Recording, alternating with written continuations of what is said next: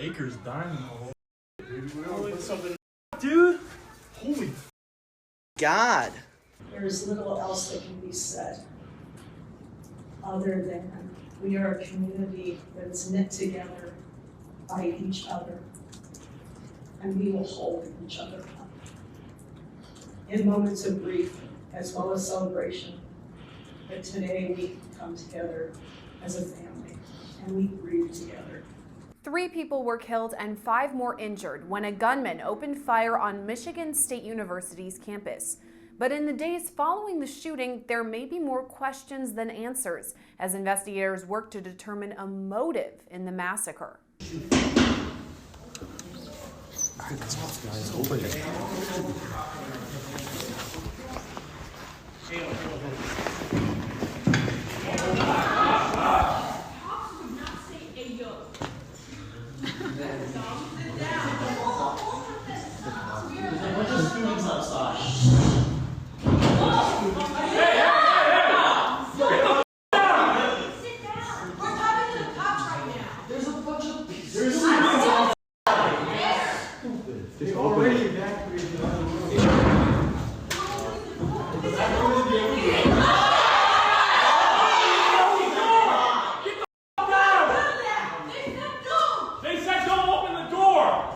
Everybody wants to know what the motive is.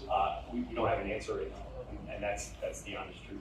Michigan officials say they're still in the early stages of the investigation, but they do know that 43-year-old gunman Anthony McCray started shooting just before 8:30 p.m. on February 13th.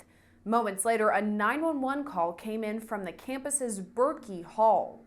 Initial calls reported shots fired in that building, and there was a absolutely overwhelming police response to that initial call.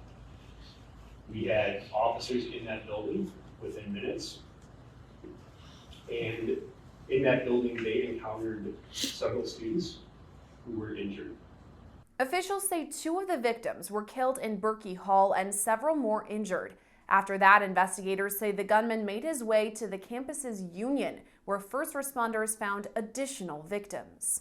We began receiving additional reports of another shooting at the MSU Union building, just to the west of Berkey Hall, right on the corner of Abbott and Grand River. Officers redeployed to that location, where we did locate one additional victim. All the victims are MSU students. Among the 3 killed, sophomore Brian Fraser and junior Alexandria Verner. The 3rd victim's name was not released out of respect for the victim's family. One of the things I'm most proud of is on a campus this size, how quickly every student, staff, faculty member immediately took action. They sheltered in place, and they did so for hours in order to allow our law enforcement to come together and quickly be able to survey the campus. As first responders arrived to the scene, an emergency notification system was used to alert students and staff of the active shooter threat. They stayed sheltered in place for hours as officials worked to secure the area. Meanwhile, investigators used campus security cameras to get a picture of the suspect.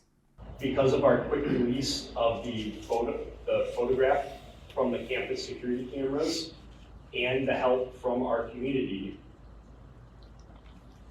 it was a caller's tip that led law enforcement to that suspect in the city of Lansing. Hours after the shooting, the suspect was found inside a Lansing, Michigan home. As officers approached, he turned the gun on himself and died from a gunshot wound. The suspect in this case was located at approximately 11:35 p.m. in the city of Lansing.